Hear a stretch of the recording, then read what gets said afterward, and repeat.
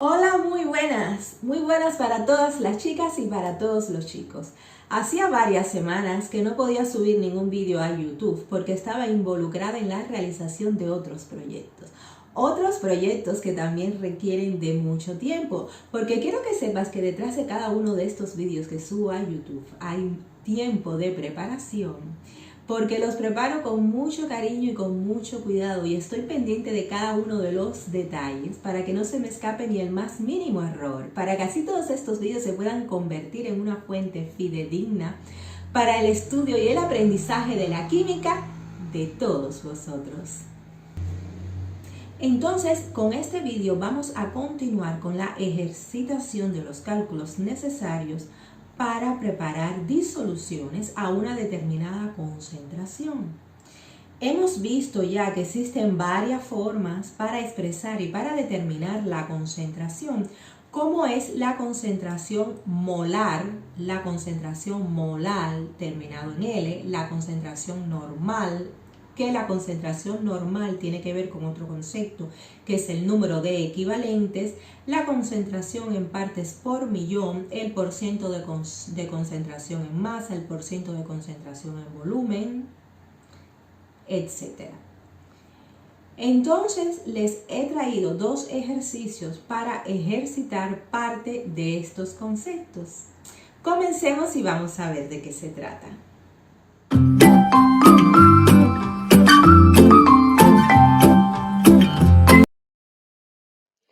El primer ejercicio dice: calcula la molaridad de una disolución acuosa 1.52 molar de cloruro de calcio.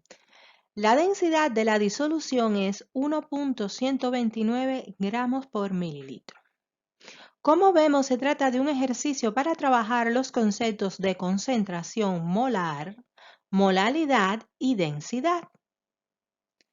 Planteando la ecuación de la molaridad, vemos que para calcularla necesitamos la cantidad de soluto en moles y el volumen de la disolución en litros, pues esos son los datos que vamos a buscar entonces. La cantidad de soluto en moles la podemos extraer de la molaridad, como se observa aquí en la fórmula. Y el volumen de la disolución lo podemos extraer de la expresión de la densidad.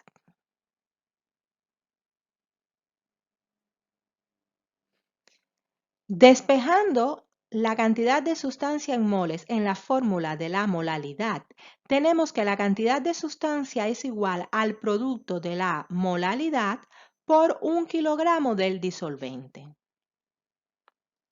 El mismo ejercicio nos dice que la molaridad es 1.52 molar. Recordemos que la molaridad se representa por M minúscula.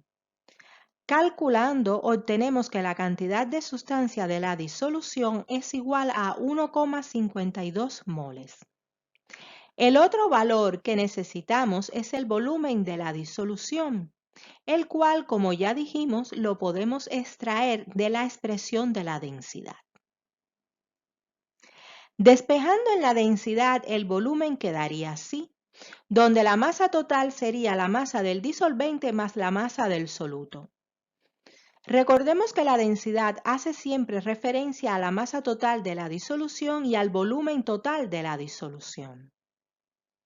Entonces, la masa total sería 1 kilogramo de disolvente más la masa del cloruro de calcio, que es el soluto.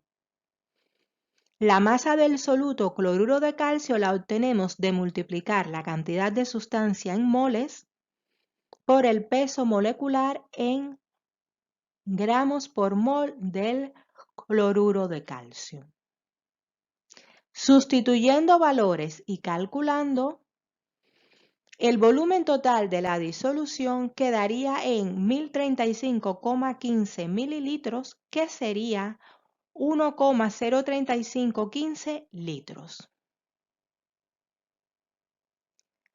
Finalmente, volviendo a la expresión de la molaridad, ya tenemos los valores de la cantidad de sustancia en moles para dividirlo entre el volumen de la disolución para obtener la concentración molar, que es lo que se nos pide en este ejercicio.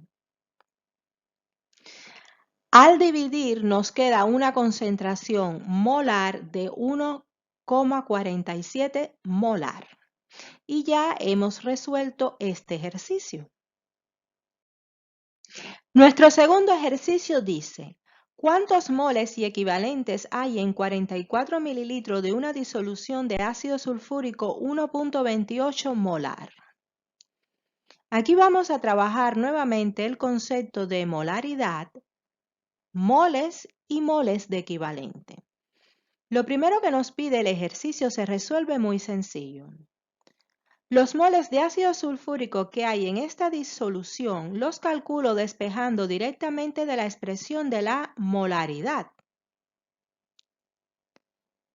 Sustituyendo valores en esta expresión y calculando, nos queda que hay 0,056 moles de ácidos sulfúricos en esta disolución.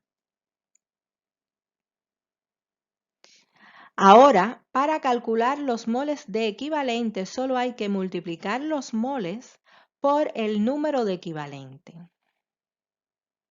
Y como el número de equivalente para el ácido sulfúrico en este caso es 2, los moles de equivalente serían de 0.113 moles.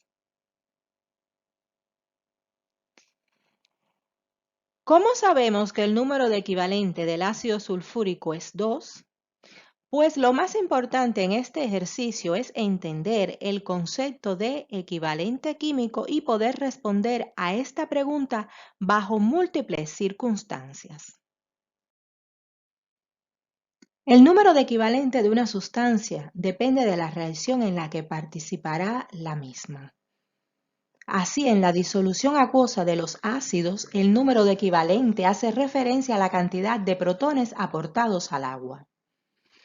Por ejemplo, durante la disolución de un mol de ácido fosfórico se están aportando al agua 3 mol de protones hidrógeno, lo que significa que el número de equivalentes de la disolución de un mol de ácido fosfórico en agua es de 3 equivalentes. Durante la disolución de un mol de ácido sulfúrico en agua se están aportando al agua 2 mol de protones hidrógeno, lo que significa que el número de equivalentes del proceso de disolución de un mol de ácido sulfúrico es de 2 equivalentes. En el caso de las bases, el número de equivalente hace referencia a los moles de OH aportado al disolverse la base en agua. Por ejemplo, al disolverse un mol de hidróxido de sodio en agua, se están aportando un mol de OH, lo que significa que el número de equivalentes de este proceso de disolución es de un equivalente. Por el contrario, al disolverse en agua un mol de hidróxido de aluminio, se están aportando 3 moles de OH, lo que significa que el número de equivalentes del proceso de disolución de un mol de hidróxido de aluminio en agua es de 3 equivalentes.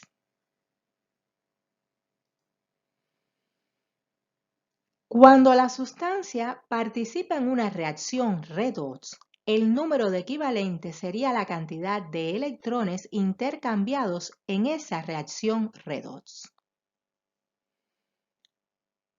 Así, durante la reducción del dicromato de potasio, los dos átomos de cromo reducen su estado de oxidación de 6 a 3 por lo que el total de electrones aceptados por el dicromato de potasio es 6, y 6 es el número de equivalente del dicromato de potasio en esta reacción química.